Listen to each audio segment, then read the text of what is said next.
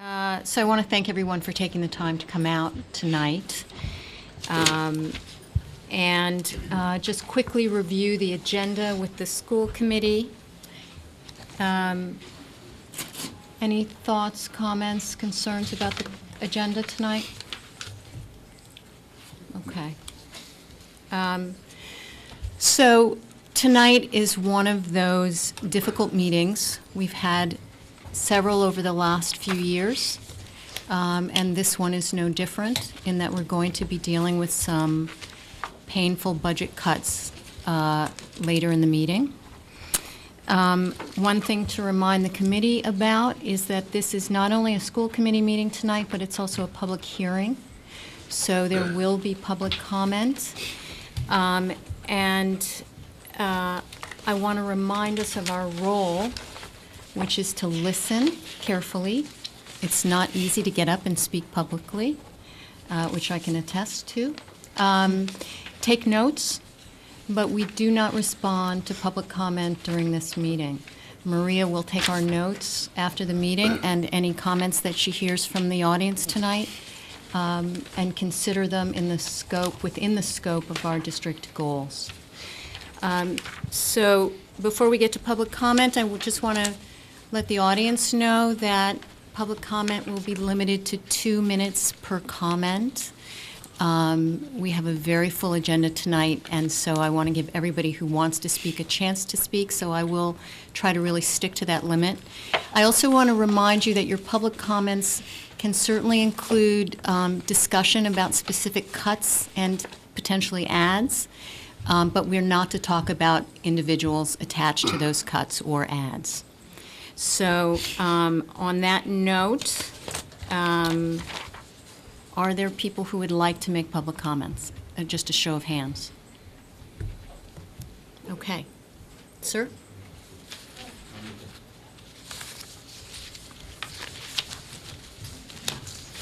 Hi, my name's Angela Mills. Like everyone in this room, I wear lots of hats in our community. Tonight, the hat I'd like to wear is that of mother.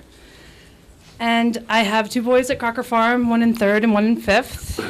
And specifically, I'm here to talk about the cuts and the pink slips that have already gone out. I think the people who are going are the wrong people. I'm asking the school committee to not cut teachers who are on the front line. Please do not cut the people who make the ambiance and the quality education happen for our kids. If the grant monies are drying up, I ask that we not hire a grant writer. If there are multi-levels of administrators who administer to administrators, then please consider those people on the cut list and keep the hands on deck to deal with the education of our kids. Please stop paying consultants for studies to examine a regionalization plan that still needs to be voted upon, as well as studies for shifts in MCAS scores and MAP test scores. I think we all know we get one shot at educating our kids, and this is my kid's shot. So losing people at Crocker Farm who are integral to their daily education, losing the glue of our school, losing people who are trusted and celebrated and who have done great things to foment positive energy in the hallways is not the place to start. You need to keep our kids' daily experience first. And I think it's really disingenuous to hear that instructional time for the arts and specials will not diminish. When you cut a person's position from 100% to 60 or from 60% to 40, their output, their preparation for class time is not the same. So you just diminish the level of instruction for each of our kids. Double talk won't work in this valley. We're all pretty smart. When you slice people's pay, you diminish the value of their work and you diminish their output. And I'm pretty sure you don't need a consultant to tell you that. Thank you. Other comments? Sir? Hi, my name's Tim Farnham. I'm a parent of a Fort River school student and a middle school student. And I'm going to basically be echoing Angela's comments here, in particular, worrying about cuts to the specials, to the arts. It seems as though we know that these particular programs are ones that we get a lot of bang for the buck with. The arts in the elementary schools do things service all the kids. So they're going to be bringing in kids from all of the different demographics that we know. And particularly at Fort River, we have some dedicated folks who seem to pull the school together in such a way where that really there's a big joy for the kids that go into school because of these particular subjects. Worried that the cuts, which if I read the budget right, doesn't seem like it's all that much. We would be getting all that much for the amount of money we'd be. I mean, we'd be basically debilitating what they do there. It's not only a budget issue, I think it's also part of the time issue. I seem to have heard that they're going to be going down to 1 day a week for it would be music and then art and then PE. I mean, we all know the studies on physical education, healthy brain, healthy body. I think the same thing goes with the creativity function of the arts. You know, you're enlivening their brains. They're going to learn better. They're going to be happier. School's going to be a funner place to go. But if we're crunching them on both sides, from cutting down their time, which is a budgetary issue, to also changing the amount of time that changes, you know, in terms of their transfer of classes when they don't have enough time to set up, you're diminishing the services that they provide for the school to such a point where it's just not worth it. I think the arts are extraordinarily valuable, and I'm really hoping that we relook at how, instead of just cutting across the board, do a little bit more surgical cuts, leave the specials and the arts intact, cut in some other places where we can actually, I know these are really difficult decisions, but I think we can find, I think we're losing a lot of value when we do that, when we cut the specials. Thank you. Thank you. Thank you. I think there was another. Becky.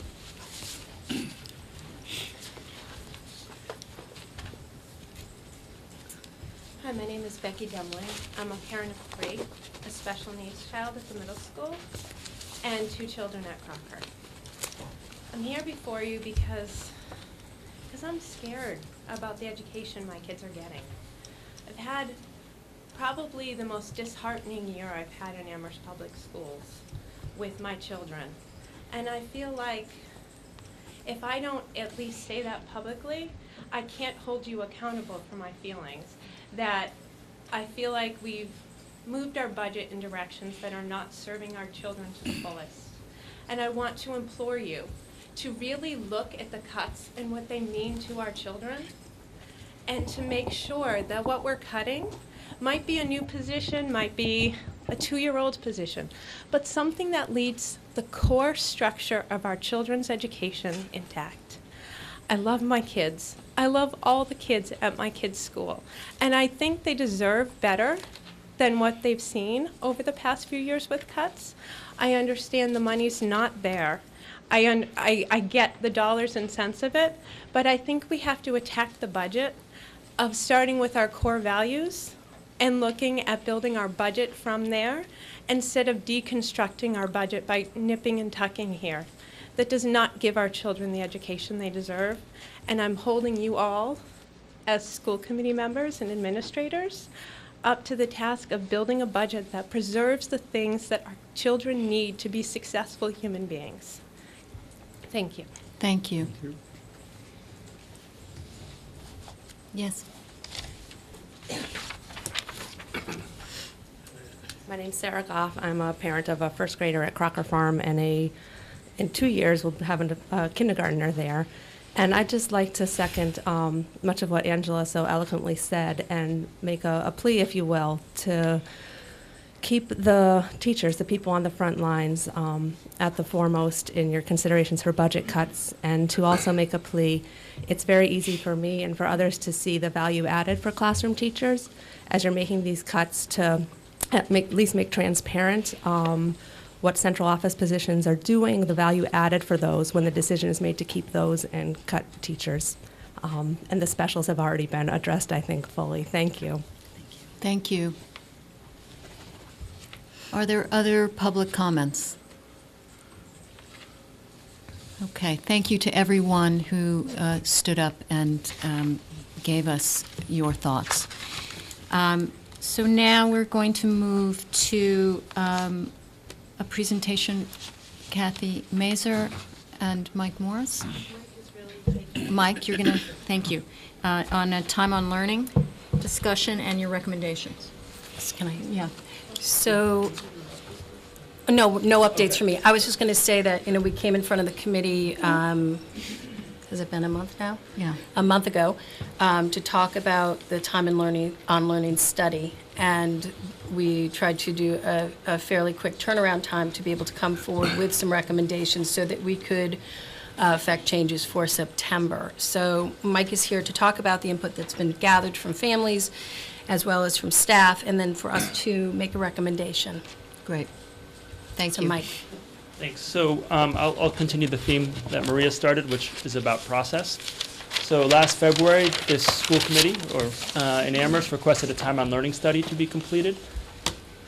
In December, NESDEC, which was hired, completed that report.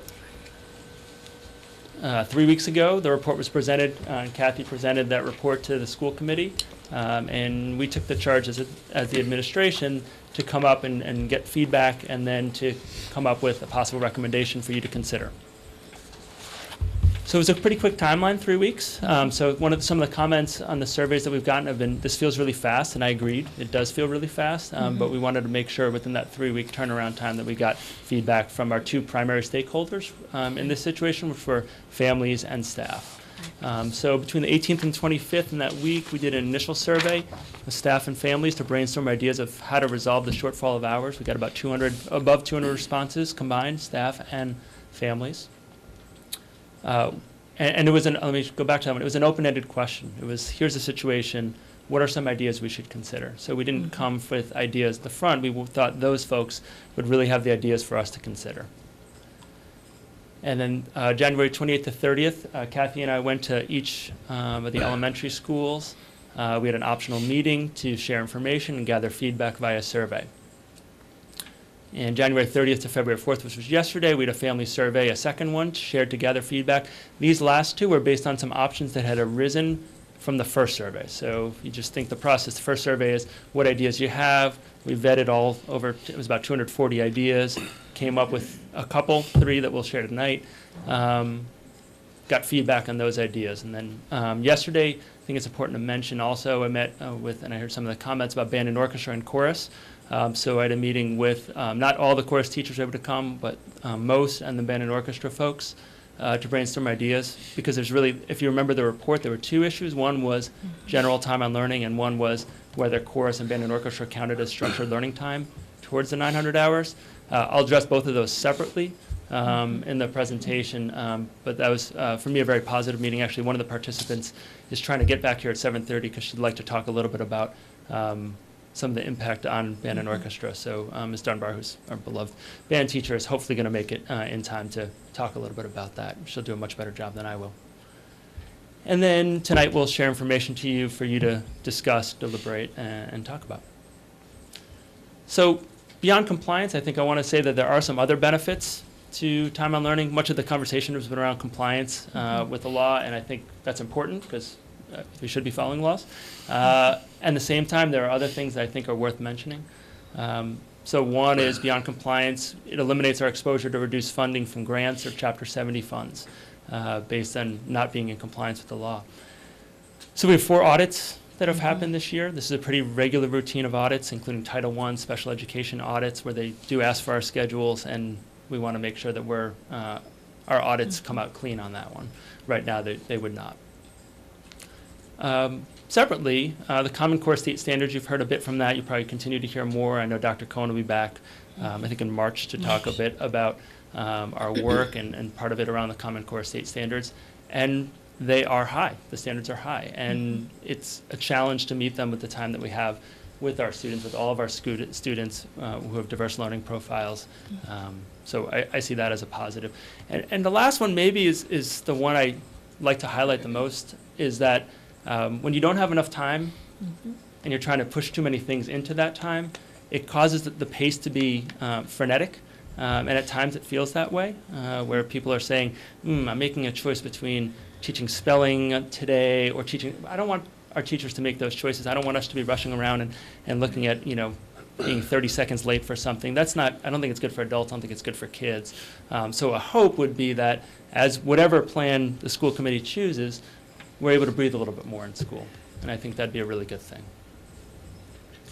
So again, Ms. Dunbar's not here, but I'll do my best to talk about our meeting yesterday about instrumental music and chorus. So the issue that was that arose in the NESDEC report was that they're optional right now for the most part. Not chorus is more mixed, but an optional program at the elementary level doesn't fit in the definition of structured time on learning. So the suggestion from the instrumental music folks was to add a third instrumental music course in addition to band and orchestra for students who aren't taking those, for students so that all students in grades 5 and 6 are involved in the instrumental music program.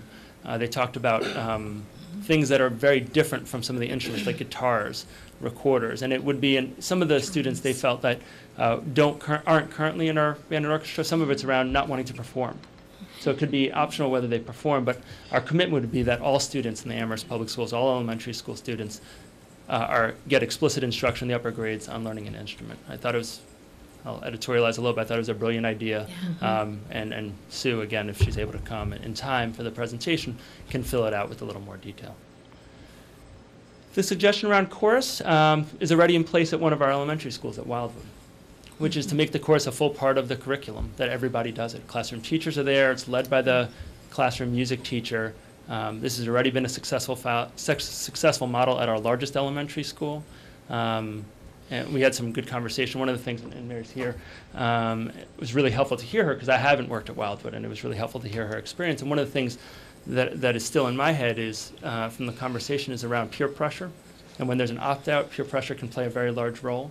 But when it's part of, everyone does it, it really shifts the dynamic, particularly for upper grade boys. You know, I used to teach 5th and 6th grade, and I saw those patterns.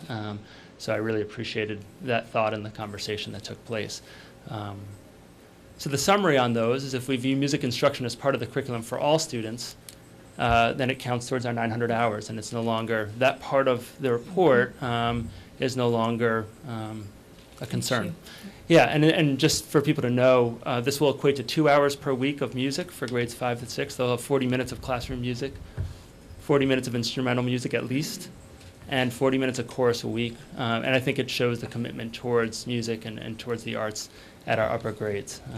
So I just thought it was interesting to note that. I don't know, I haven't done a comparison of other districts, but about how much time they spend on music at grades 5 and 6. But 2 hours a week, I think, is, I'm happy to say, is an amount that we'll be able to offer. So constraints, so I'm now being explicit. We're transitioning from the band orchestra chorus piece to the general 50-hour short piece. So that's the two different parts of the issues raised in the report. So there were constraints. We want to try to, as close as possible, to maintain the standard workday for Unit A staff, for the teachers, and for the paraprofessional staff. I would say for Unit B staff as well. But they work longer hours, or different hours, so I didn't include them in the slide. This is late to make a change for next year, to be thinking about making a decision in March for next year, and people have built their schedules around childcare arrangements, things like that, and we want to support our staff in those ways. As you know, we share our buses with the secondary schools. So any deviation of that has a direct effect on the secondary school schedule. Many of you spent a lot of time in recent years talking about secondary school schedules. We'll come back to that in a little bit, but just to know that it's a shared bus system, which limits us. There's a prohibitive cost for adding days to the school year or adding staff. So some of the suggestions which we'll look at fell into that. Contractually and, I think, morally, we'd want to maintain the 40 minutes daily prep that's in the contract for all Unit A staff, 30-minute duty-free lunch. There's 40-minute team collaboration time. We'll come back to that in a little bit, but that's in addition to the daily prep. That's once a week. We want to make sure all of our kids have the option to eat breakfast, that are not rushed to class, that for students who haven't eaten breakfast at home, that they have a place to eat breakfast before the school day. And we don't want to minimize the recess schedule at all. So we don't want to reduce time on learning. I heard before about physical activity. I absolutely agree, both personally and professionally around that. So none of these options reduce the weekly recess time at all for kids. So here's the challenge: is we need to add about 83 minutes per week, which works out to the 50 hours per year, of instructional time. And that's because instrumental music and chorus count towards it now. If that wasn't true, you might have remembered numbers like 8, 10, or things like that. Those were based on those other things. Now, with those issues seemingly resolved, we're now looking at about 50 hours, which is about 83 minutes per week. So I want to go over, because we read each of the, so, you'll see, Hi, Sue. Could I ask you to come up and talk just a minute about instrumental music when you get your jacket off? Transition from one to Yeah. the next. Yeah, Sue. thank you for coming in. Sue came from something else she does in her home, so thank you very much for coming in. I really appreciate it. Do you want a minute, or would you like to come up? Yep, so I'm going to go back. So, This is what there we it did. is. Second bullet. Sorry, Sue's just jumping into it. And I hope everyone knows Sue Dunbar, our wonderful band teacher at all of our schools. So Mike explained that we would be adding the instrumental for 5th and 6th grade for those students who have not committed to an instrument, and think about a rotation of drums, guitar, and recorders. So he wanted to know if you wanted to speak to that at all, your thoughts about adding that time. So you need the microphone, Sue. I'm sorry to ask you to do that. We all hate the microphone. I don't. No, sorry, you're a performer. What am I saying? I did a count of how many students were left in the classrooms, and it's an average of the grades 5 and 6, and during band and orchestra time, and it's about 5 to 6 to 7 to probably 5 to 8 students. In one classroom, there's only 2 left. And so we got together and we were thinking what would be good. And so we came up with this idea of being proactive and trying to get everyone involved so that we could meet this requirement. And we consider it to be a win-win situation because it's inclusive for everyone. There are students in the classrooms who will never be in band and orchestra, and that's fine. But this is a way to get everyone playing something, and who knows, it can open up doors in the middle and high school, which we're really happy about. It also helps the classroom teachers because it gives them a time when they can plan or do other things with their teammates. And so we really wanted that to happen. We have the staff to cover it, and we even have all the instruments to cover it, we think. That we're still, but I know for a fact, I have possession of over 30 recorders. Recorders go in the dishwasher, that's no problem. They do. So we could do that. There are plenty of drums at every school that aren't involved in classroom music. So that's what we were thinking, and I can answer any questions. It wouldn't involve 4th grade, and I don't know if you're covering 4th grade strings or anything, but we also have a solution for that. And not all the students in grade 5 especially are in band and orchestra in September through about March. I'm still bringing kids in. They have to meet a certain requirement, and they're not all there yet. Thank you, Sue. Thank you. Thank you. Thanks for the quick entry up to the mic. But she talks to large groups of people all the time. Yeah, They're just that's true. smaller. So we were talking about constraints. Right, so here are some options that were suggested. We read all 240 or so from the first survey and all 430 or so from the second survey. All the suggestions were read and vetted. So, some idea, this came up a couple times, particularly from families. One, if we went to the university break schedule instead of the 2 breaks in February and April, and then add a week of school, keep the end date the same. The challenge is it would only add 24 hours, so we'd be adding 2 weeks at the end of the school year, which would be a significant challenge. Lots of people wanted to start the school day earlier. What if we started at 8:15? What if we started at 8 o'clock? It can't be done due to sharing buses with the regional schools, and I imagine that most folks are unwilling to make the middle school, high school times earlier than they are now, given the debates over the last little while. And some ideas were have students leave earlier, so like an 8:30 to 2:50 schedule, which would work in terms of the numbers. Again, it's the same thing, that the buses can't get there after the secondary runs. They struggle to get there right at 3:05 as is, so we would have to, again, push up the secondary schedule 15 minutes earlier, which seems unlikely or untenable given all the research and debate that's gone on. Some other options that were considered have a less early release on Wednesday. In other words, instead of 1:20, can we go to like a 2:40 release? Again, the secondary schools are using buses at the time that we would need them.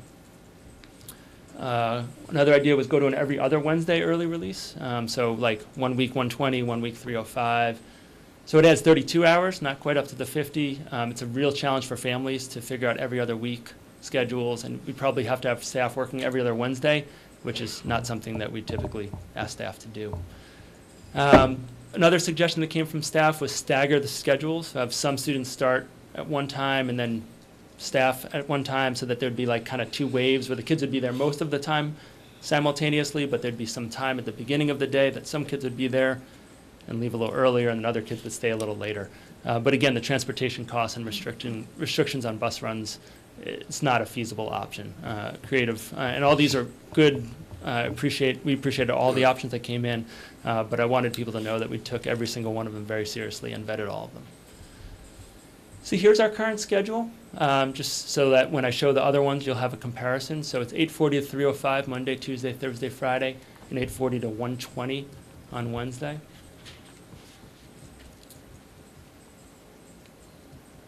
And so here's option one that was presented. So it's a late start Monday. A lot of questions came up about why can't we just keep like our 8:40 to 3:05-ish schedule. And if you remember a couple slides ago, there was that 40-minute team collaboration time that's in the teacher's contract, and it's good that it's in the teacher's contract. And I think I speak for the group, we want our teachers sharing best practices. We want our teachers planning together. It's not I'm not going to blame it on a contract. It's something that we believe in. So it's how do you do that? You can't have 8 to 8:40 and then kids come in the next second. That's not reasonable.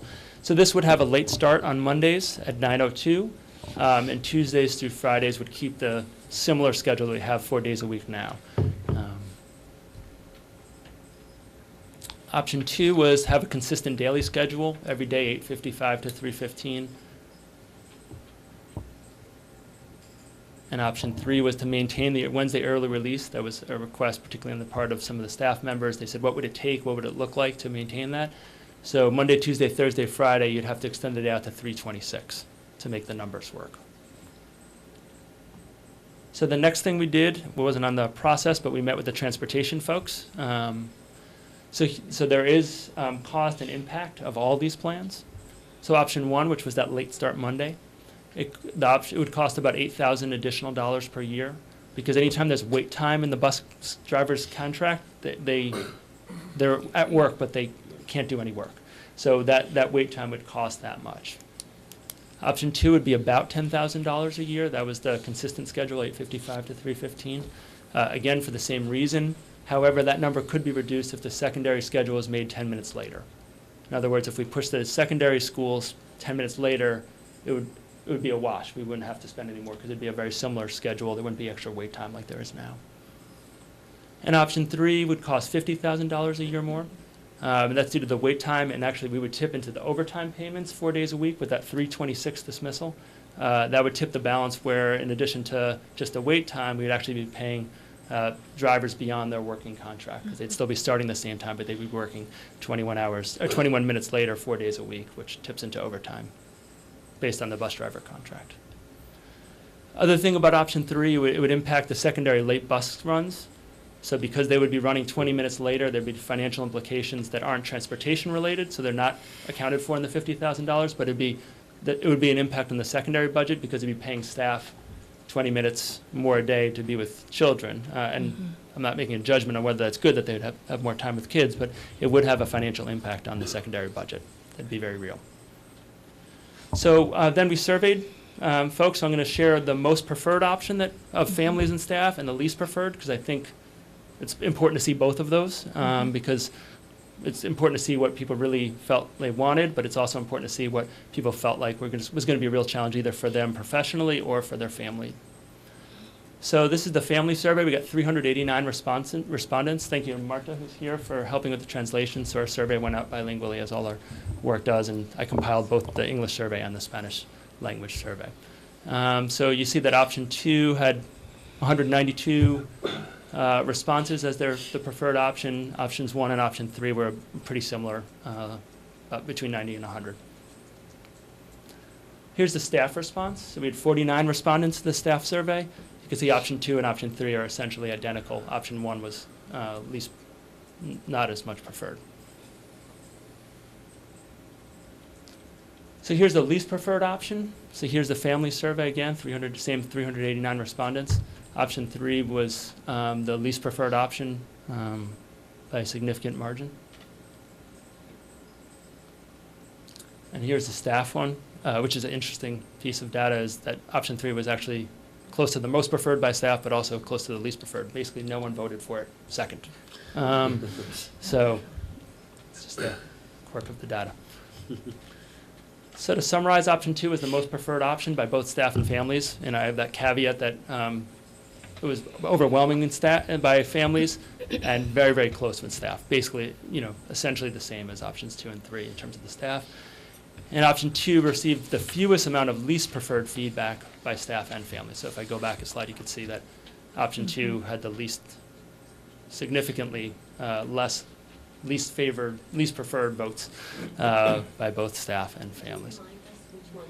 Sure. So option 1 was no. I'm sorry. I know it's a lot of data. So option 1 was the late start Monday. So it was 9:02 start, and then every other day was the more typical 8:40 to 3:05. Option 2 was 8:55 to 3:15 every day, and option 3 was the one that kept the early release Wednesdays, and then the other days went till 3:26. Yeah. Thank you for asking. I appreciate it. Sorry, I probably should have represented that somehow on these slides.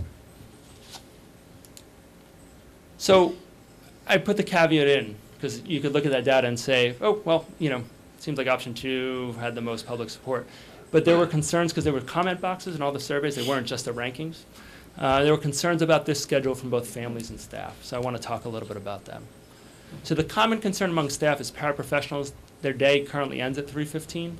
And there was a large concern that we couldn't do dismissal well if staff and students were leaving at the same time. Paraprofessionals are integral throughout our day, and they're particularly integral when we talk about student safety and dismissal. I always felt as an elementary principal that was the highest point of safety was around dismissal and kids getting on and off buses.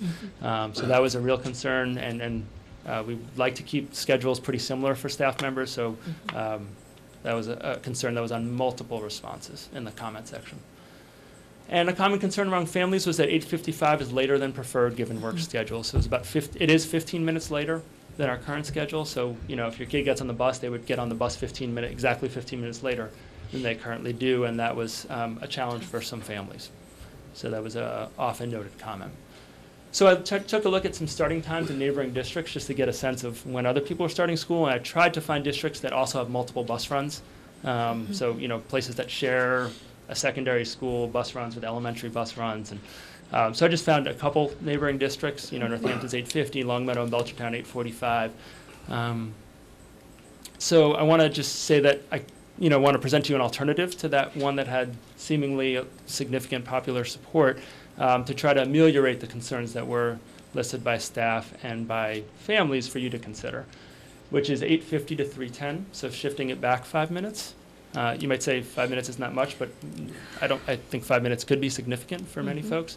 The advantage is it's responsive to the feedback from families. I think it's responsive to the staff feedback and concern about paraprofessionals' typical working hours. It does ease a potential conflict with the late buses. I think we could probably swing the 3:15 and get back for middle school, high school late buses. It was going to be a little tight for some of the runs, particularly if you think of Crocker Farm and some of the runs that go all the way down Bay Road towards Elf Hill Road. I mean, getting all the way back from there to the high school is going to be a challenge. And some of the Fort River runs that go all the way up to North Amherst. So the challenge is it really tightens that staff collaboration time, which we believe in. So really it's right now, we have to work on morning routines where that 8 to 8:40 time would be uninterrupted, which means coverage and support for staff to be able to do that time because we really believe in the value of it. And it doesn't allow for a 10-minute later start time for the secondary schools, which may be not secondary issue, I don't mean that, but not a primary issue. But at the same time, it might be, some people might have really liked the 10-minute later start time for the secondary schools.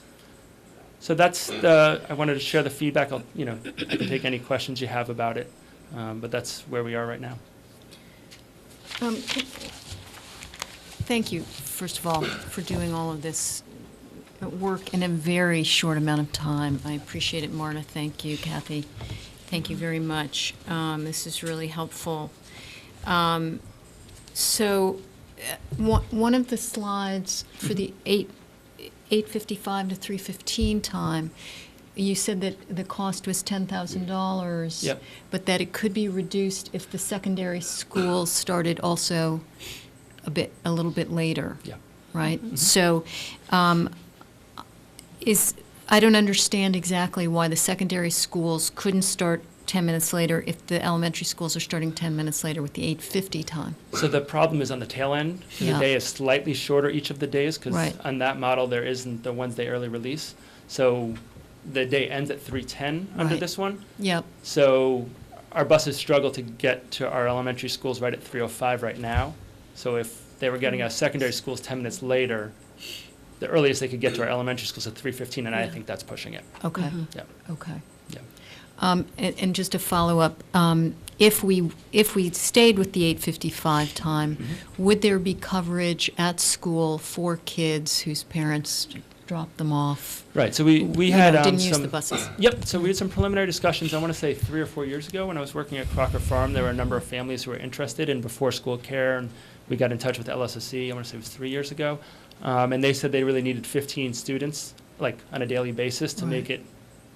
Right. I don't know the right word, but Viable. viable. for Thank them. you. For them to do it. At that point, we surveyed Right. the families, and the PGO was really helpful in that in surveying families, and we got about 8. So we were, at least at Crocker Farm, we weren't there, but it wasn't because LSSC was not interested in supporting kids and supporting us in doing that. Right. So given the later start time, it's certainly something that could be explored, and I think the number of families who might want to take advantage of that might be different, Okay. because the start time would be 15 minutes later, and people might be more interested in. Okay, thank you. Are there other questions? So I just have one more question Sure. then. Because I am really concerned about maintaining teacher collaboration time. Yeah. So I do worry, that would be my one other worry about the 10-minute later start time, and sort of what kinds of things would be required in order that teachers could use that 8 to 8:40 time effectively. What else would need to be going on within the school and So with we'd have staff? to, right, so we'd have to work out coverage, so it would be kind of like, some people would, which is, the schools operate slightly differently in the mornings. You know, again, I can speak best to Crocker Farm, where there is a duty a week where you're covering kids so that other people can be in meetings, or other people have more time setting up their day. So each school would have to set up a scenario where there'd be, once a week duty in the morning, so that Okay. kids would be covered and teachers could meet and not be interrupted, Okay. in terms of that time. But it is a real concern. I agree with you. Okay, thank you. Rob? I guess I do have a quick question that's going to be to ask you to speculate. Along the same lines that Catherine was just saying, why do you suppose the staff found choice 1 unpopular, since it did provide for an uninterrupted collaboration time? I'm just curious. Do you have ideas on that? Yeah, You can say no. so I don't have the surveys right in front of me, because I did ask for not just, the ranking, but also Right. comments.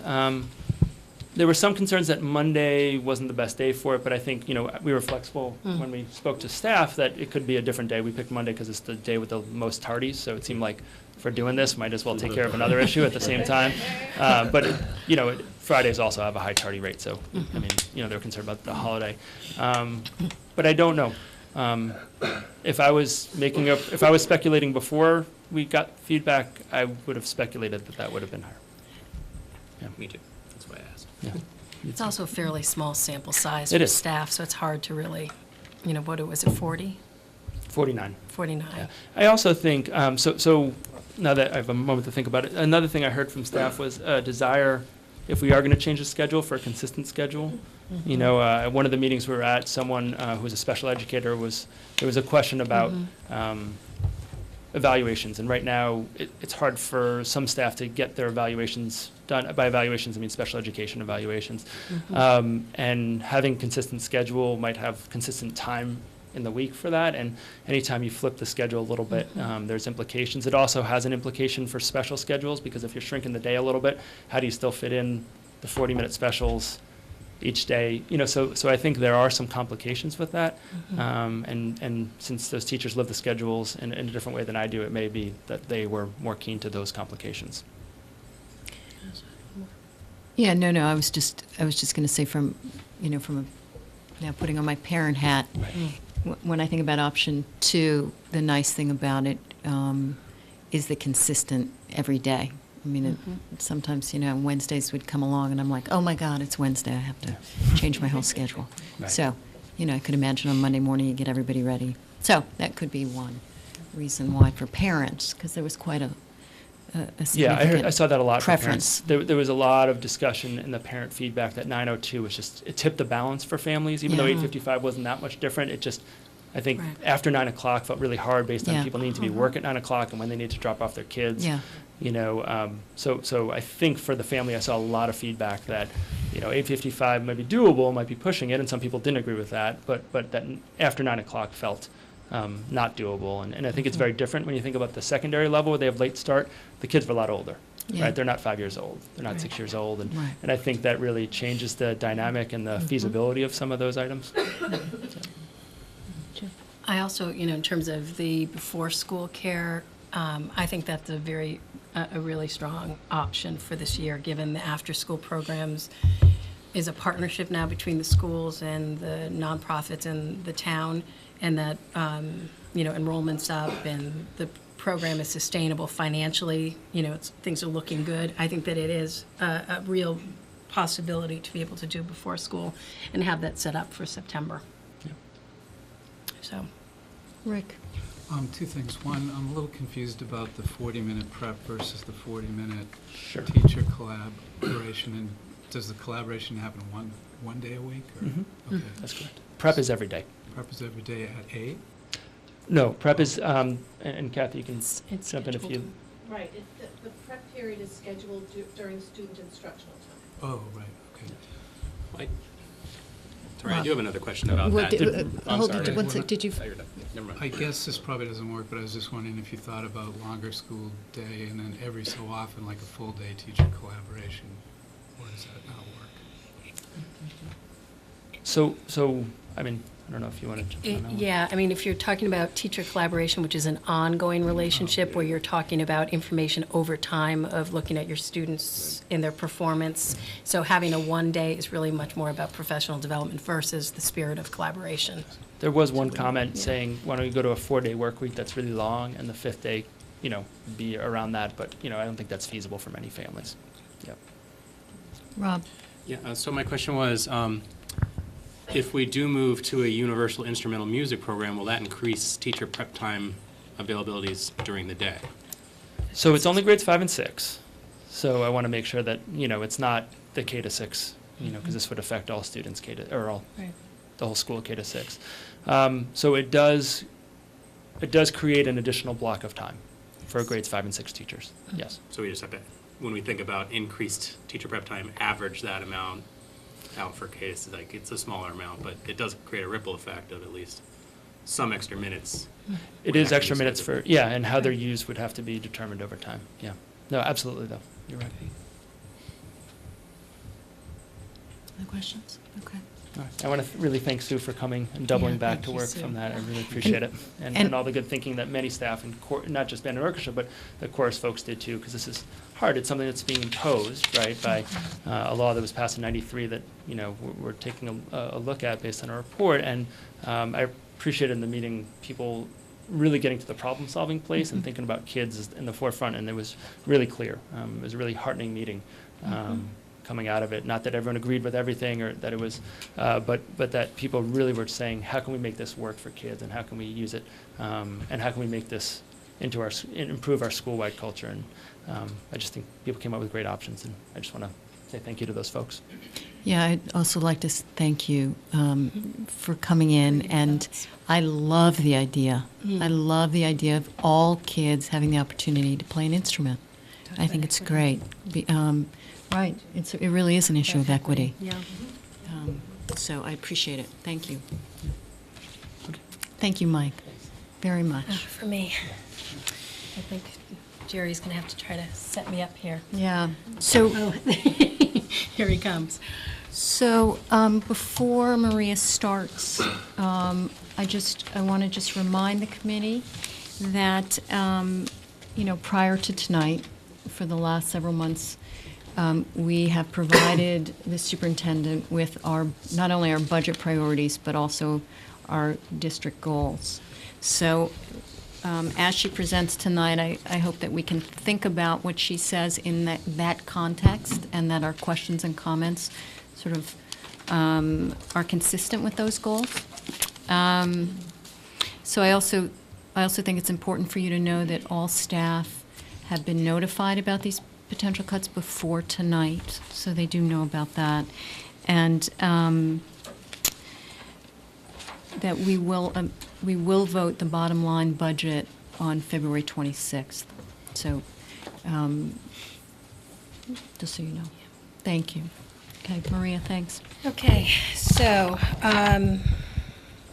again, tonight is, we're at the point of our budget process where it's the public hearing. So this is the point where we talk about more specific adds and cuts. So I'll be running through what those are. For those of you who have been on the committee before, we have been in this position each year and have, and you recognize that we're still in the midst of the process because we are still waiting on financial information that comes out over time for us, and we continue to make adjustments over time.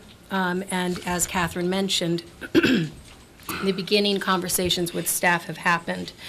And while we see a specific reduction of 17 FTE, we're talking about multiple people who are affected by these reductions. So not only, and not to go into significant detail, but when we have reductions, the movement that occurs, so whether it's a reduction of a person actually losing all of their position or parts of a position, or a reallocation of responsibilities, or it also could be assignment that adjusts. So we're having, at this point, it's not just 17 people, actual people we're speaking to. We have had conversations, I think, up to about 40 people, and we'll continue to have these conversations. So to kind of give the scope of the work.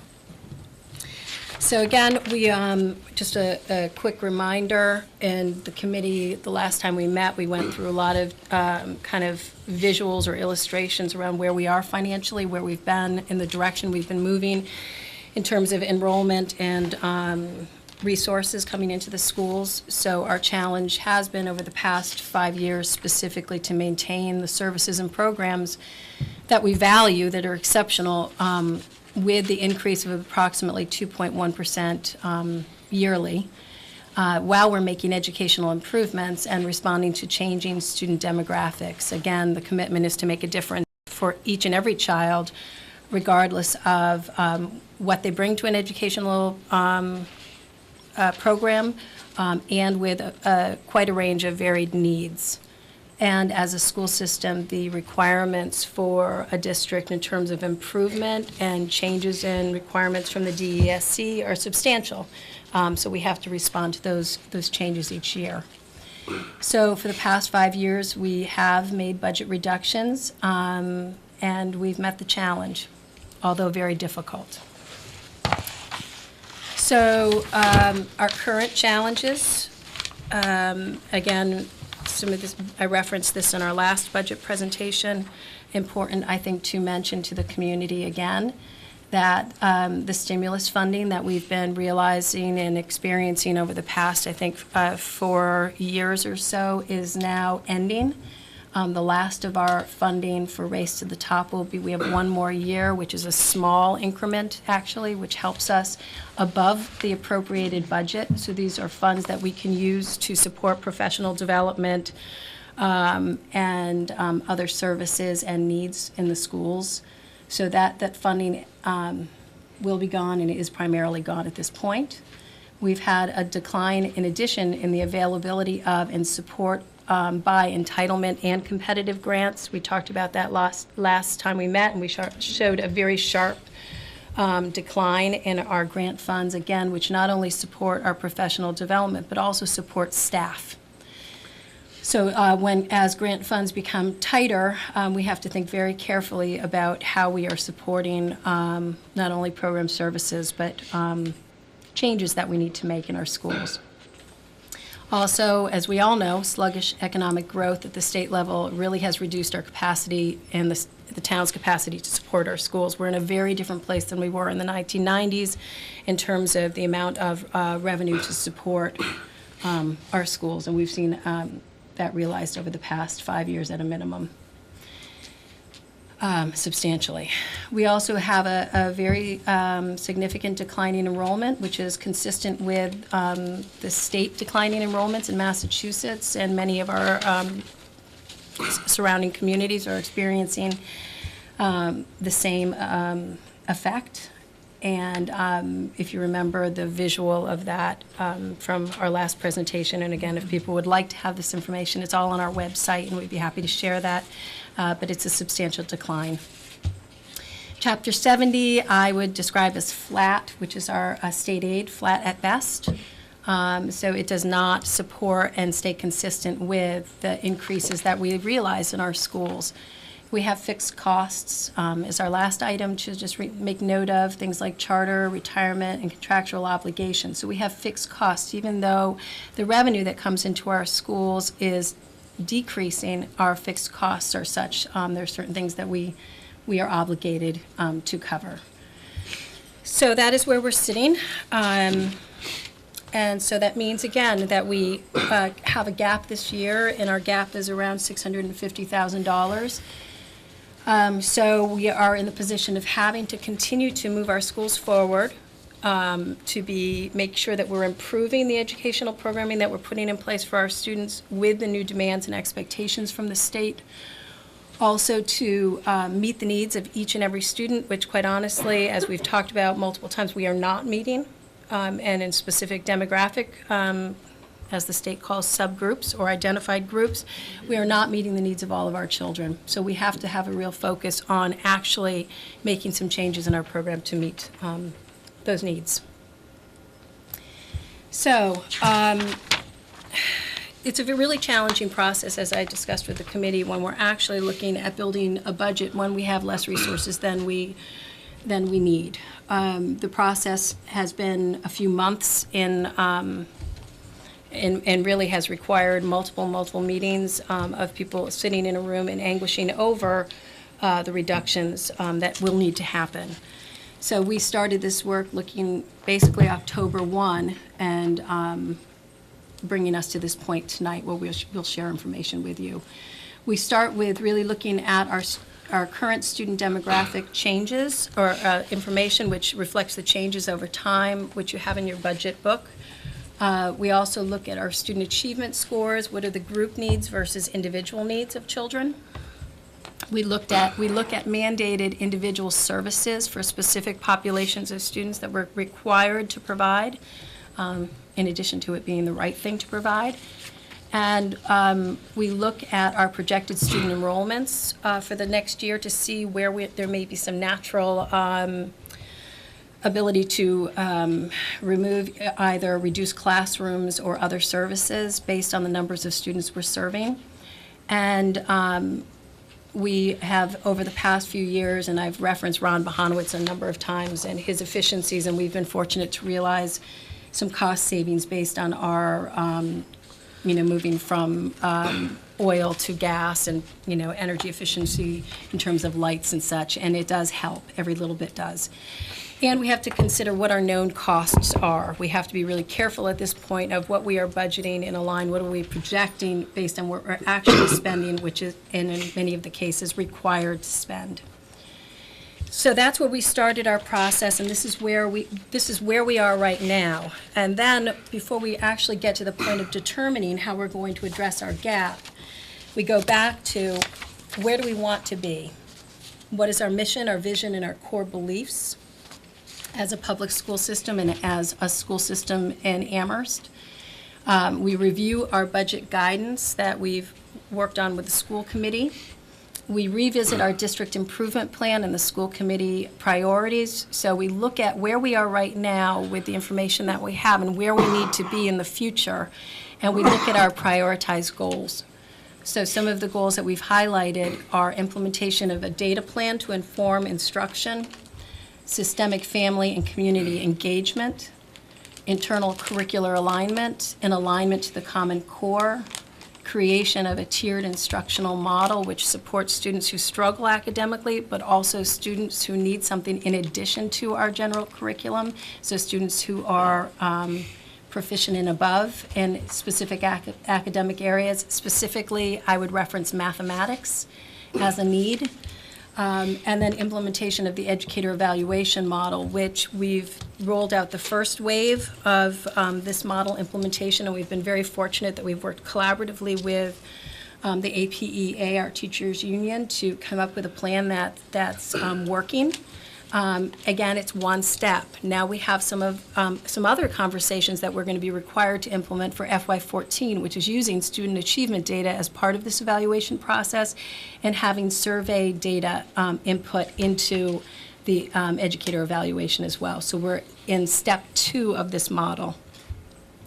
Also, we need to make sure that we're continuing models for embedded professional development to support our staff in their instructional improvement and in turn improved student outcomes. So we are identifying and taking some time to look at all of our priorities before we get to the place of making reductions.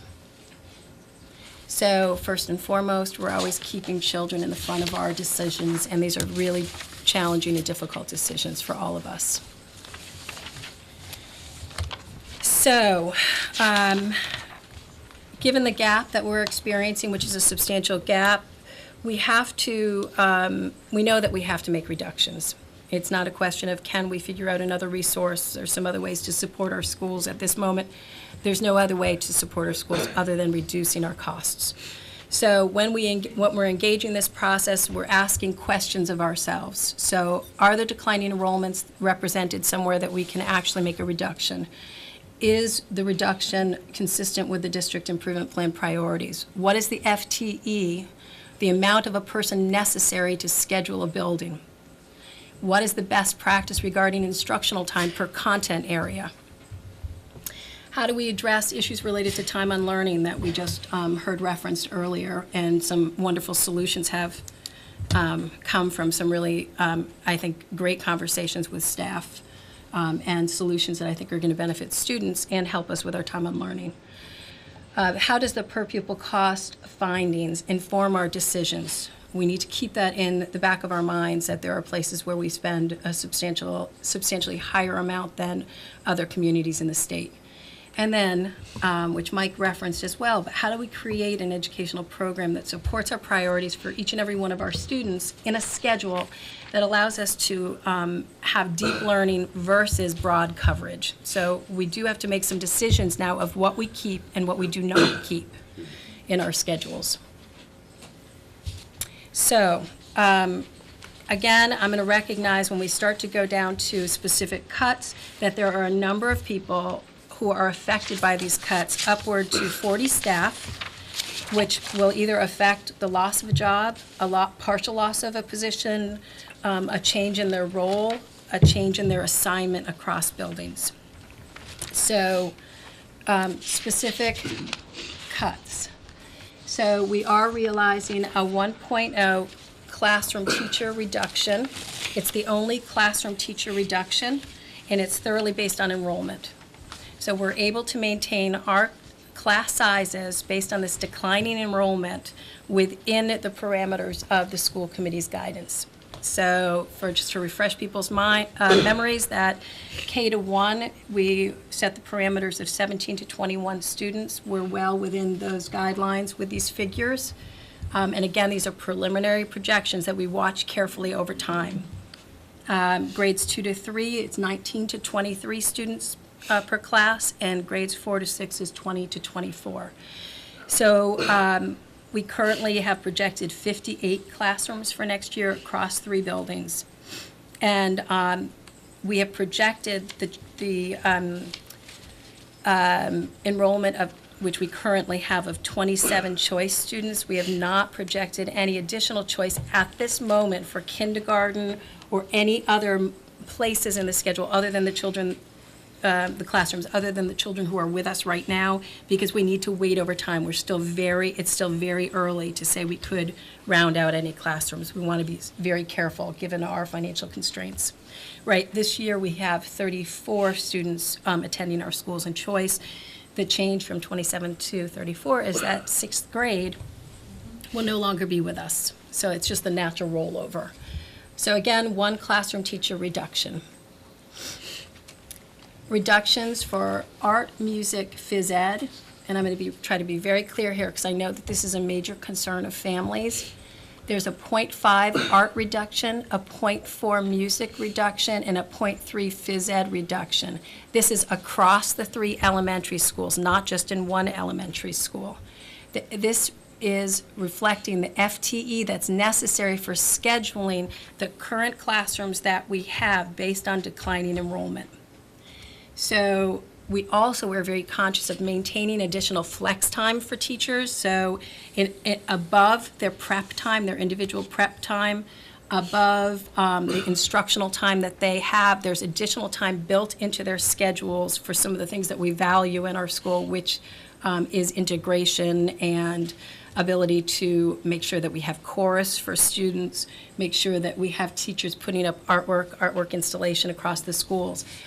So we're very conscious of making sure we've built in additional time. So you're talking specifically about prep time for music, arts, and phys ed?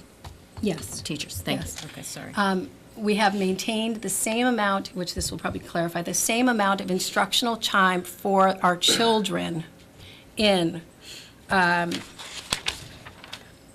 phys ed, music, library, instructional technology, instrumental music, band, orchestra, and chorus. So children are not going to have a reduction in the amount of service they have in any of those areas under these budget cuts. So for example, because I want to give examples and you have it in your slides as well. So for example, if we look at Fort River for next year, and a teacher teaches 40 minutes, which is what they do now in a class for, say, whatever area we're talking about, music or art or phys ed, and they have 20 classrooms, which they will next year, they will be directly teaching, say, music 13.3 hours per week. That means that specials teachers will instruct in this scenario slightly less than half of their contracted hours, leaving time for travel, time for integration, and time beyond specials instruction for putting up artwork and such. So for this specific situation is classroom music will have 4 open slots, meaning they have their individual prep time, they teach 20 classes, and they have 4 slots during the week that they are not scheduled other than for music, they have 2 choruses. So they have 2 slots that are open. For art, they have 4 slots open. For phys ed, they have 4 slots open.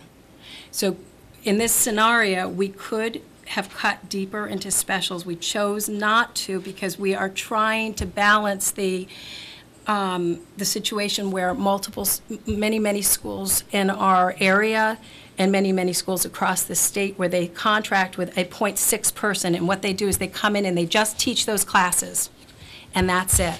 We're recognizing the value of the arts in our schools, that we're not going to decrease the instructional time for students, and we're also going to recognize the value that these people play in the life of our schools to be able to be part of different productions and things that are going on in the school.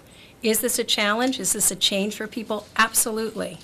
Again, I believe we tried to be very conscious of balancing, given our financial situation. So I'm going to go on, and I know the committee will have questions for me after. The next reduction that I am recommending is the reduction of 1.5 FTE of world language, which would require the school committee to suspend the current world language policy that's in place. I'm requesting that the committee, that's not something they consider at this moment. At our next meeting, we'd have to talk about this again, and you'd have to follow a process to look at that if this is something that the committee is willing to entertain. Up front, I really want to thank our staff, the Spanish teachers, who have done an exceptional job of with their effort and their skills to implement a Spanish program in a less than ideal situation. They've implemented this Spanish program within a specials rotation, which is like art, music, PE. Given this situation, when we first started implementing this program, we said the ideal is to have students be able to gain a level of proficiency so that when they get to the middle school, they're able to enter in one grade above. Given the rotation, it is not playing out that way because we are not able to integrate Spanish into the school day, which was a specific recommendation of taking that time during the day to integrate into classrooms such as morning meeting and social studies. And quite honestly, with the demands within our schedule and the time to really look at instructional time around content areas, we're not able to make real on that. So at this point, if I look at the cost-benefit comparison, I don't think that it's a benefit that's worth the cost. And I know that that's a hard decision, but that is my recommendation at this moment. Given that the ideal model for language acquisition is an immersion program, what I would say is that I would be very interested in considering a pilot of a immersion program once our curricular work is solidified. Until we have an aligned curriculum and we're able to have a tiered instructional model where we're differentiating well in what we are responsible for, I do think it's irresponsible to add something else to our plate. So I know that this is a hard recommendation, but I think it is the time. The additional reductions are for administration and administrative support. At this time, I'm asking that we cut our educational team leaders, which is a role that supports the principals and assistant principals with facilitating special education team meetings. It helps them to be kind of a quasi-administrator with facilitating that process and maintaining paperwork and such at the elementary level. Given the size of our schools, I do not believe we can maintain assistant principals and educational team leaders. So the role will be realigning the role of the assistant principals, which a few years ago, the assistant principals were, holding this responsibility. So we would be going back to that with substantial training for our assistant principals to be able to take that role. So we would be cutting the team leaders, which right now serve Wildwood and Fort River. In addition, we would be cutting a 1.0 administrative support clerical position across the schools, and this is primarily based on declining enrollments. So we will be looking at how we're assigning people across buildings, but I'm comfortable with that reduction as well.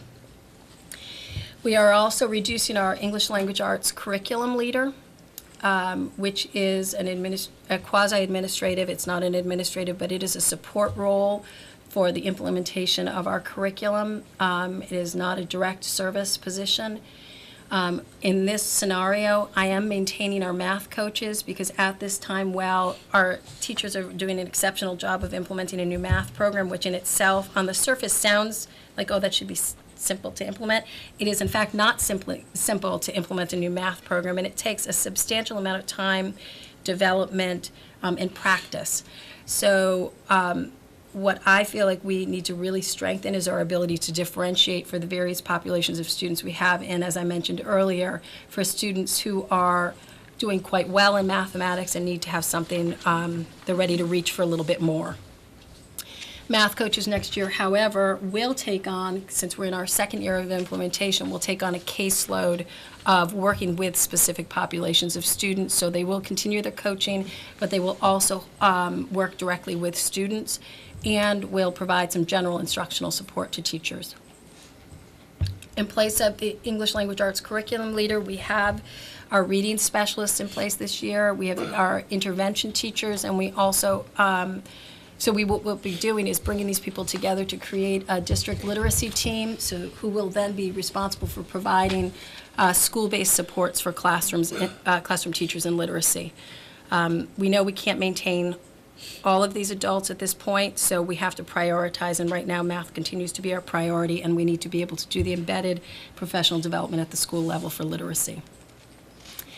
In addition, we are cutting a student services administrator, and this point 2 reflects the portion for Amherst, because again, remembering that we are 3 districts, so we have a portion of people in Amherst, a portion of people in Region, and a portion of people in Pelham.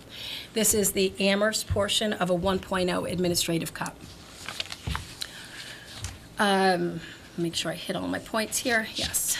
So additional reductions, a 1.0 guidance counselor position. What this does allow us to remain with is a 1.0 guidance counselor per building. Also, our school adjustment counselors and our school psychologists stay in place. So there'll be just one cut, which we will then have to redistribute staff across buildings. We also will be, and I know it looks a little strange, a 10% intervention teacher. It's a consolidation of 2 positions, and given that the coaches will be taking on some additional math instruction, this reduction is not substantial. It helps with the financial, but it's not substantial in terms of delivery to children.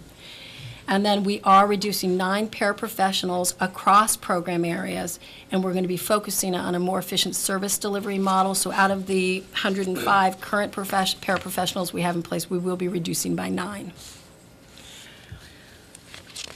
So, additions, and there are 2 additions. Again, to make real on our commitment to make a difference for all of our students, we will be modeling a program after the Brookline Steps to Success program, which we will be creating this program to provide a comprehensive achievement program for income-eligible families, which is about reaching out to families, providing home visits, referral to community agencies and services, academic support, mentoring, transition planning between schools to support children during those critical transitions where typically students feel disconnected from the school environment, to make sure that we do that in a much more smooth way and supportive way.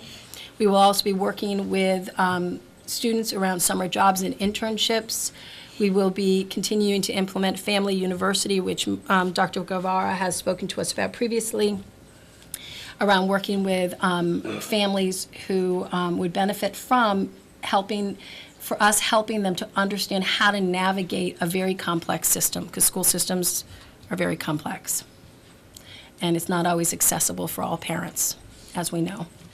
ESL classes for families, and college success advising. So I am adding a 1.0 person to the elementary budget, and I am adding a 1.0 to the secondary budget. Not that this is a place for this to be said, but I will say that it is not just this individual. Systems like Brookline add $900,000 to their budget for these types of programs to make a difference with students who are sitting in the gap. We are starting in a modest way, and because I recognize also that this is really challenging when we're having reductions to show ads. But to actually make a difference for all our kids, we need to do some things differently. I also am adding a modest increase to a staff person, which would be an elementary registrar position. Right now, all of our students enroll at the school level, and for some families in particular, it's not always as welcoming as it could be and should be, and not as supportive, and it's not a reflection on the people. Partially, it's a reflection on ability to communicate and be bilingual. It's also to be able to have additional resources at central office where people can translate, and then also to have a consistent approach to welcoming families into our schools and supporting them and hooking them up right away with people who can help them with, again, navigating the system. It also a very specific need that may seem minimal to others who are not dealing with data all the time, and student data. If your data is not clean, it causes a substantial amount of work if we have information that's entered in inconsistent ways across schools, or where we're not really looking at language surveys and such. It has to be entered originally in a really clear, consistent way so that we actually can use the data and report on the data. So these are the 2 additions. One is a full-time position, and one is just a $6,000 ad. So in summary, I'd like to say, first of all, we're not done. So I continue to have a gap of about $50,000 that I haven't realized yet. We still are waiting for updated financial information. Our work isn't done over the next month. I will be taking feedback from tonight. I'll be looking at things again. People send emails, people come and talk to me about these things, and we look at things over and over until the point of where we ask the committee to vote. But in summary, where we are at this moment, as we've been able to maintain class size priorities, which we think is critical for classroom teachers to have classroom sizes that are manageable to meet the needs of the diverse learners we have in front of them. We've maintained the instructional time for students in academics and specials. We are not cutting out specials, which many school districts have. We're not, thankfully, at that place, and we have no desire to be there. So we were able to maintain that in academic and non-academic areas, if you want to call them non-academic. I think it's all the same. Reductions were realized when possible based on declining enrollments, so we were very cautious to look at where we could reduce without affecting children and services or increasing class size. And reductions and additions are consistent with the priorities that have been established in the district improvement plan, school improvement plans, and the priorities from the school committee. So our next steps. Well, number one, first and foremost, is we have to continue looking for the new information around the financials that will be coming over time from the state to see where we land.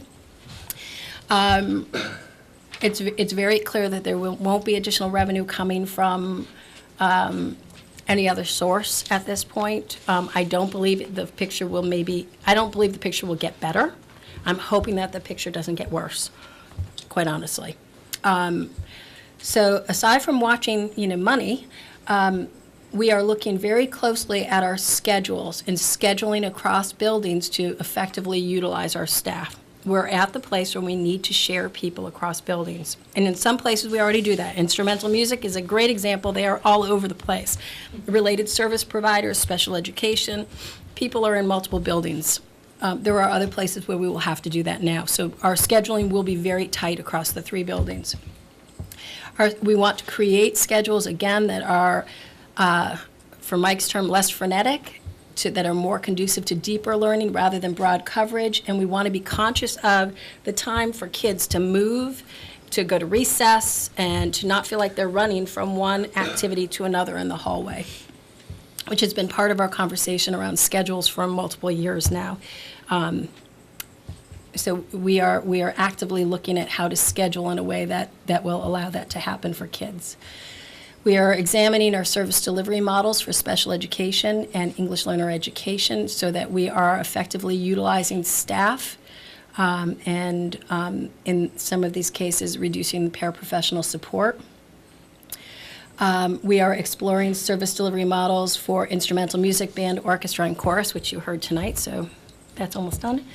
And then we're implementing steps for greater differentiation in math, which again, greater differentiation in all areas, but mathematics is really where we have been focusing a lot of our efforts over the past 2 years, but this past year specifically with a new math program.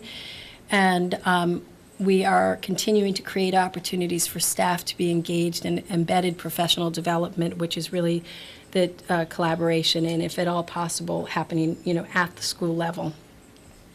So these are our next steps. So questions from the committee, and then we'll be back.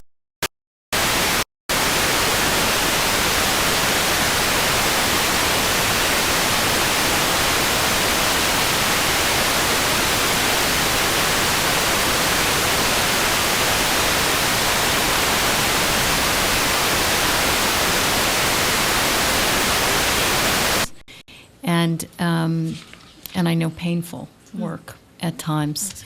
And one of the things I appreciate about tonight's presentation is not just that you put sort of the needs of maintaining kids' experience of school, and their time in academics, their time in specials.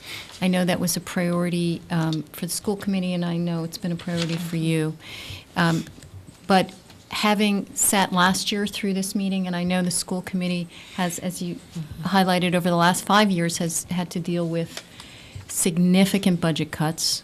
One of the things that strikes me about your work now is that not only are you dealing with the cuts of this year, but it seems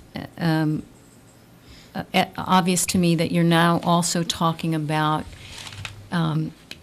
sustainability over the next, Right. many years, because who knows what the financial picture is going to look like next year. And this feels like you're putting in place some structures to sustain the schools over the next several years. So I appreciate that. So we'll go to questions. I think, oh, yeah, please. Sustainability. I would just do want to say something about sustainability, because we can guarantee that our cost each year, because of fixed costs and other factors, our cost per year will exceed the amount of revenue that we can predict that will come in.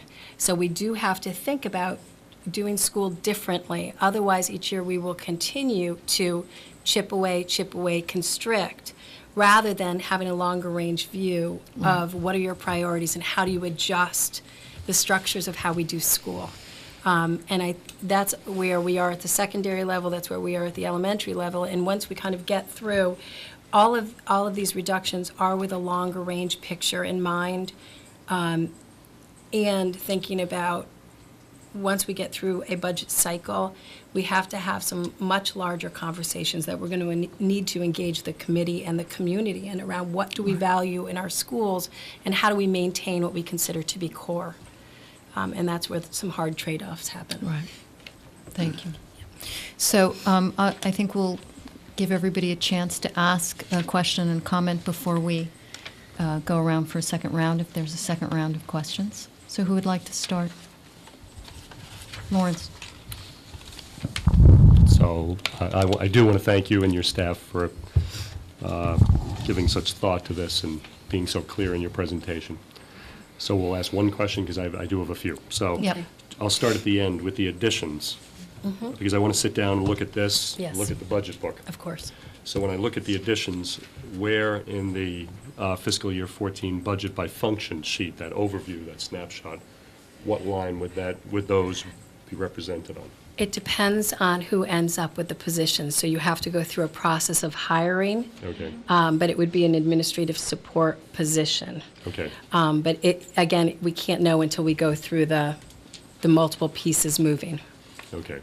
But it would probably end up in this school administration, central administration one? Central administration under like I can't remember the exact, so like under a clerical.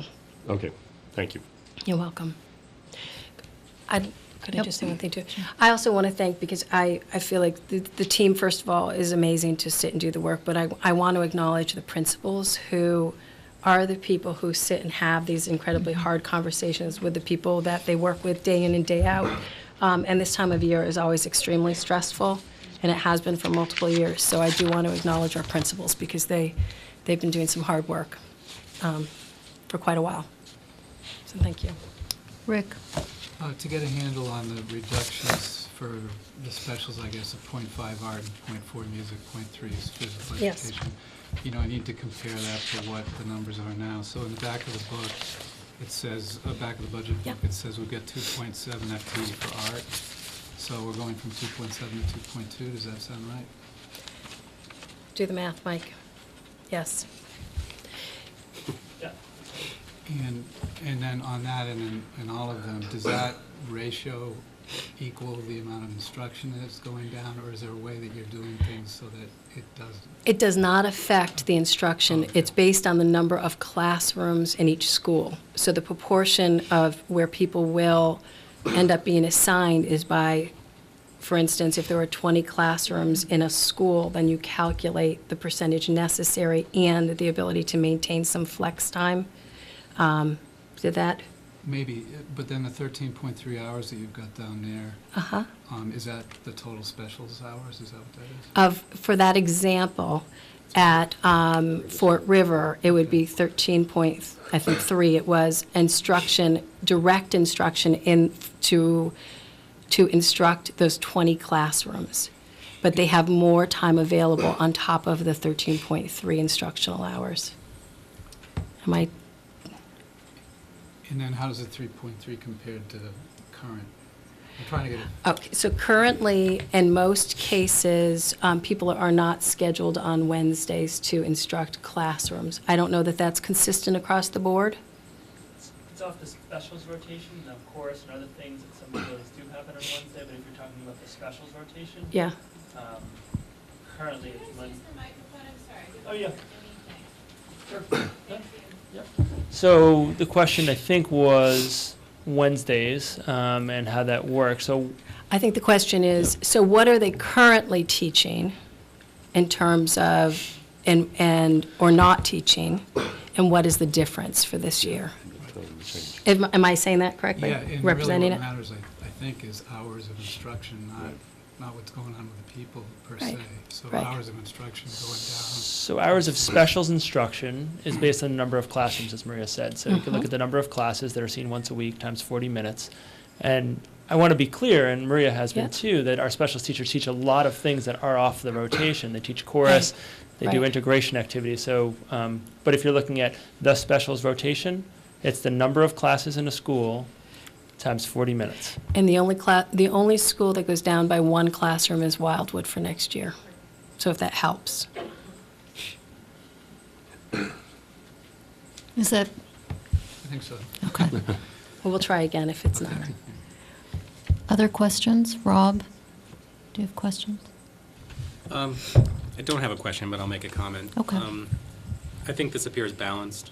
I think you've done a good job at minimizing the amount of frontline teachers and other frontline professionals who are impacted by this.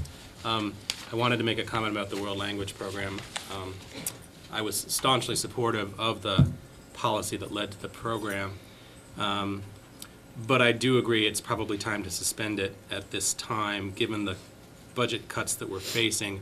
And I've made it a policy in my 3 years of school, well, not a policy, but I've tried in my 3 years of school committee not to talk too much about my own kids' experience, but I do have a child that's had 3 years of the World Language Program, and I think because of its implementation and its limitation to the special rotation, it really Yeah. hasn't worked very well. Yeah. That's just my own experience. I have had some feedback from some constituents that similar feeling that it hasn't worked very well, and that's not a criticism of the teachers, who I think are great, but I just think the lack of consistent time has made it probably not worth the cost in the face of large cuts. So I am not opposed to suspending the policy on that. And so those are my two comments on this. Thank you. Could I jump into? Sure. I'm sorry, I totally forgot on the slide to say this, that the after-school program right now is becoming much more established, and we're at the point of being able to integrate, like the Eric Carle Museum is integrating into the after-school programs, and now there's jewelry making, and there's drama. I was going to say yoga, something I never get to do, and I should. Yoga and other things that are kind of enrichment, but also, we also are doing homework help, and we're beginning interventions, academic interventions as well. But we will move Spanish specifically into the after-school program, which on the days where transportation goes home, so that children still can benefit from, and we'd like to add an additional language. So we haven't quite determined what that is, and we'll take input, but we do want to make that happen for those kids who really do want to continue. So thank you. Shabazz? So it's my first time around on this, and so a lot of the, I'm trying to listen and learn and pick up in terms of some of the process and orientation. I see from page 4 that this is working on a figure of reducing 656, and then we say at the same time we're adding a certain amount, but from slide to slide, I don't know if this is a violation of contract negotiations or what it is that we can't get a kind of a dollar figure per slide of how that corresponds with the decreasing of the 656,303 plus the addition that's coming in. How is that from slide to slide being meted out? Like I said, maybe there's a reason to not put in the dollars. That would be the first question. So I'd love to answer that one. So when we met last time and we had an insert, which I will give you an updated insert, but the insert showed the mandatory ads based on actual spending or specific student needs.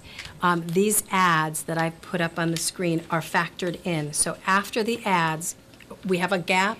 After the ads, the reduction that we have to realize is the 653. So it's already factored. So, but I will give you an updated But if I may, internal. So you're saying Yep. that the slide on the bottom of 7, that is already calculated Yes. in to give us then the 656,303 that we need. So then it's a matter of, in these different recommended reduction areas, how that's costing out the 600.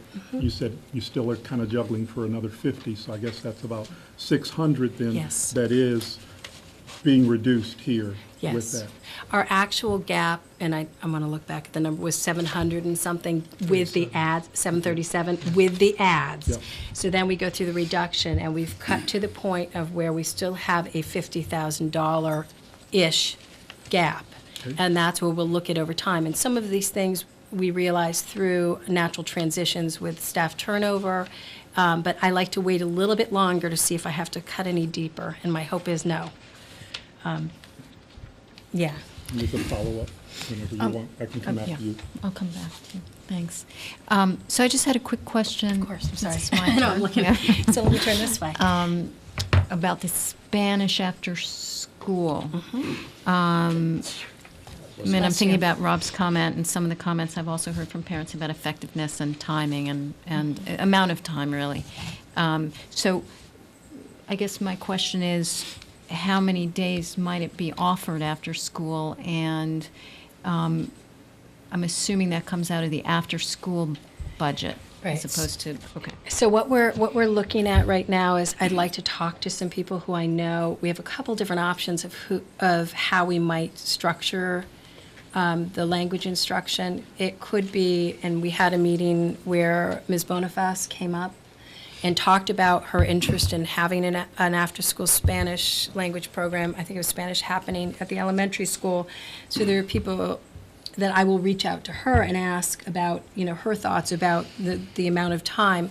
We also have some partnerships with higher ed where there is some interest, which I'll speak more specifically to probably in about a week, of how this might play out and what the cost might be. In some cases, there won't be a cost.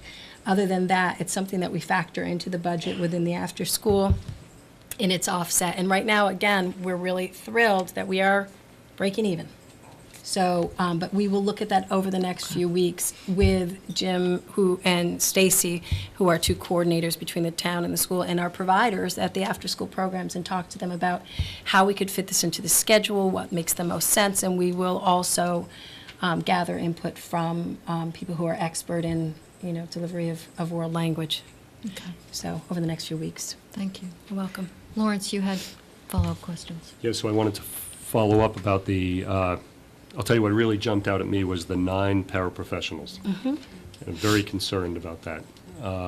As a classroom teacher, I can tell you paraprofessionals have saved a lesson and, a learning experience for a child. Yes. And they are really right there at the front line. So I need to get a sense what percentage, 9 just really stands out, what percentage of our paraprofessional workforce are we talking about? We have 105 paraprofessionals at the elementary level right now.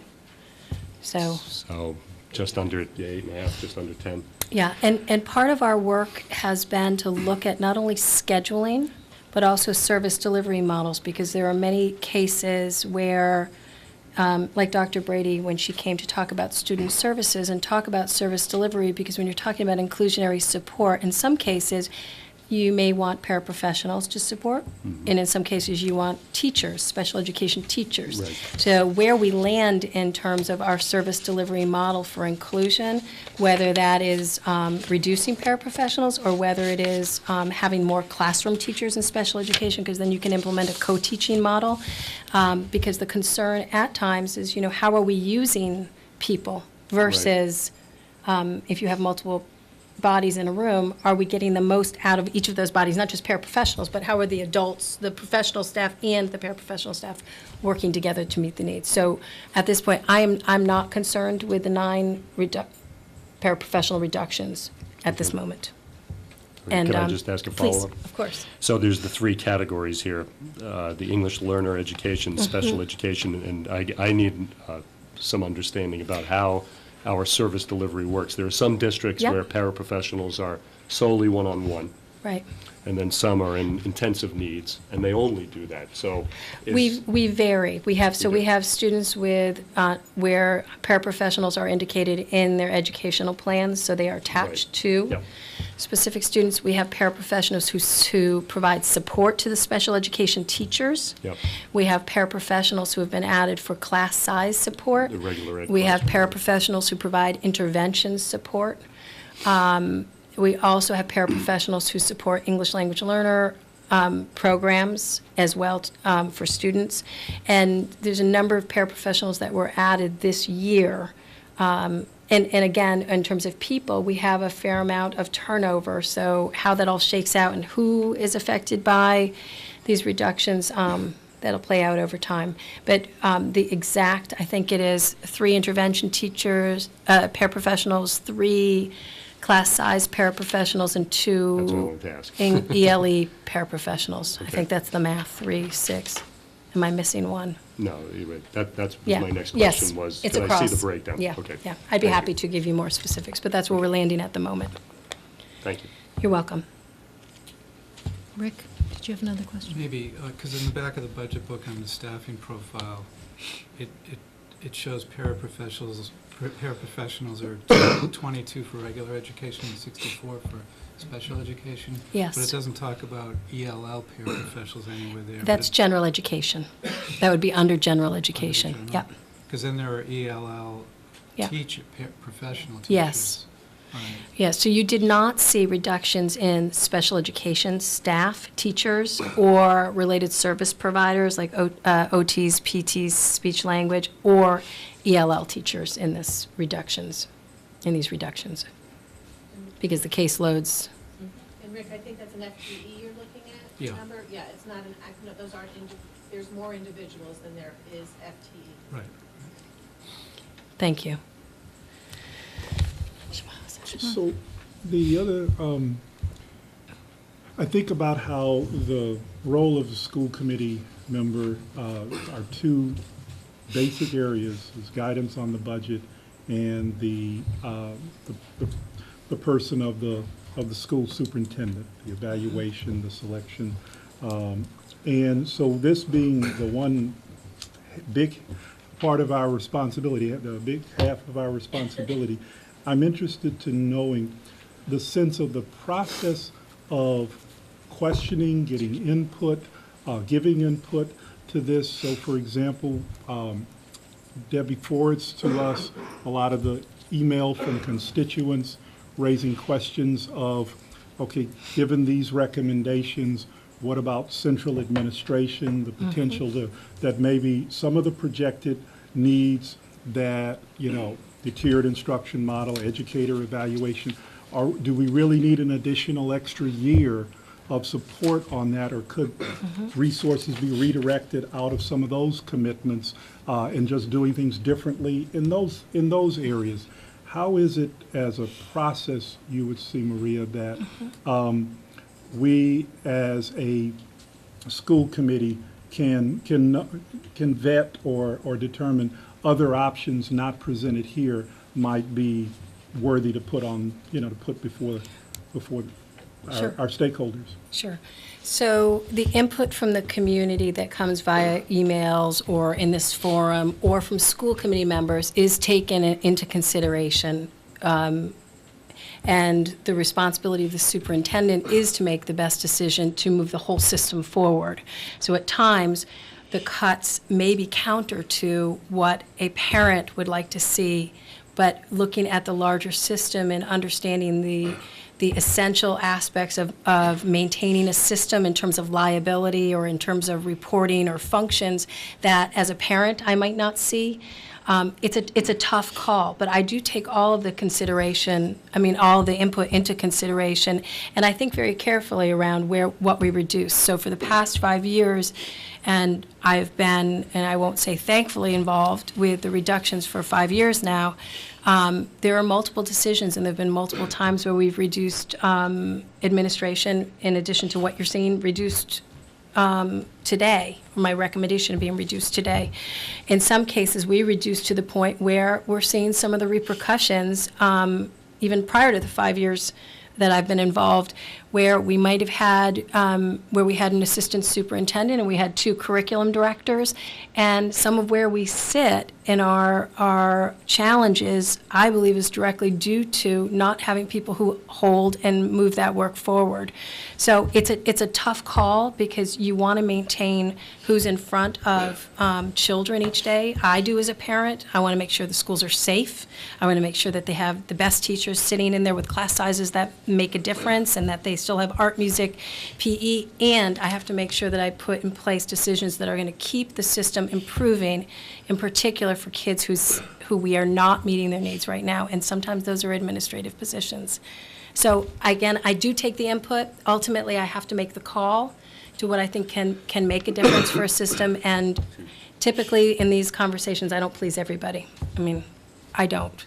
And I don't please my own staff at times, and I don't please my administrative staff, and I don't please parents. But I make the decisions that I can sleep with at night, knowing that we're going to move the system forward, and I'm going to leave the system in a better place when I exit, whenever that may be. Thank you. You're welcome. Thank you. Are there other questions from the committee? Can we email? I have some other Please. questions that get into more finer points. Sure. Is that Absolutely. Please email, and again, email CC the chair. Chair, yeah. And Debbie. Yep. And me, because Yep. then Debbie will consolidate questions, and then Catherine's always aware of what comes through. But I'm more than happy to have questions from the committee and also input from the community. I do receive, and people ask to see me, and I do meet with people. So if people want to meet and talk about concerns around things so that whether I can answer questions or hear someone out, I'm more than happy to do that. And over the next month is a critical point before we have to vote. Again, we vote on the bottom line, so things do shift. Again, enrollments change. You may have to make a decision around the number of classroom teachers. So that does play out over the next few months, and at times, and I'm hoping it's not this year, into June. I'm hoping that we can have some stability in terms of financial information well before that, because again, this is an unbelievably hard conversation for everyone who sits in it. So this the sooner we know where we're standing, the better. Thank you very much. Thank you. I appreciate it. And so we will come back on the 26th Yes. and be in the position of voting the bottom line for this budget. Yes. And I think at that time, we will have a discussion about suspending the Spanish policy. Yes. I know there's a policy subcommittee meeting tomorrow. So I think that we'll get that on the agenda, and I don't know that that'll be a time to vote. I think that's a time to discuss the policy, and then we can vote at a later meeting. Could I also, Yeah. just one other piece, just for upcoming information. So we typically have a conversation around schedules, usually around this time, the schedule for the school year for next year. So taking into consideration this, Debbie, with this information of time and learning, Debbie will craft some potential schedules for the school year that will come in front of you.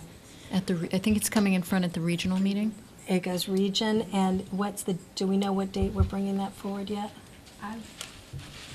I would love to be able to bring it to the next one, but we do have to give opportunities for OCEA. Okay, so probably, which would be then, do you remember, 4 weeks? 4 weeks or so? Right. Okay, so before the end of the month, we hope to have a schedule in front of you with incorporating this topic at the regional meeting. Thank you. So just one other thing I wanted to, since we didn't have announcements at the beginning of the meeting, I wanted to remind the committee, for those of you, so we had a very, I thought, informative public report to the communities from the regionalization consultants this past Saturday. And so on February 13th, here in the high school library from 7 to 8:30, we're going to have an Amherst meeting, a public forum for the community to come, ask more questions. A lot of questions did not get answered at the forum. At the report to the communities forum, we ran out of time. So I encourage everybody to try to make it on February 13th. We're going to be talking about regionalization and specifically about the reports the consultants delivered this past Saturday. And so I encourage you to be there. It's here? It's here at the high school, in the library. I believe it's from 7 to 8:30. So I hope you all come and bring neighbors and friends and whomever you can think of that might be interested in this topic with you. Rob? Sorry, quick question. When will we be discussing and/or deciding on the proposed elementary schedule changes for the school day? Good question. Next meeting. Which is the 26th. Yeah. So it's not a joint meeting on the 26th? No, the 26th No, is an Amherst meeting. It's just ours, yeah. Yeah. Thank you. Is there anything else? Any other announcements? Okay. And one other thing about the regionalization, the reports. The reports are online now, the consultants' reports at My School Planning. Yeah, I'm not going to remember. Regional school planning. right? Regional School Planning, sorry. I'm getting them all. Regionalschoolplanning.com. Right. There's lots of information at that website, including the consultants' reports. So, do I have a motion to adjourn? Move to adjourn. Second? Second. All those in favor? Thank you.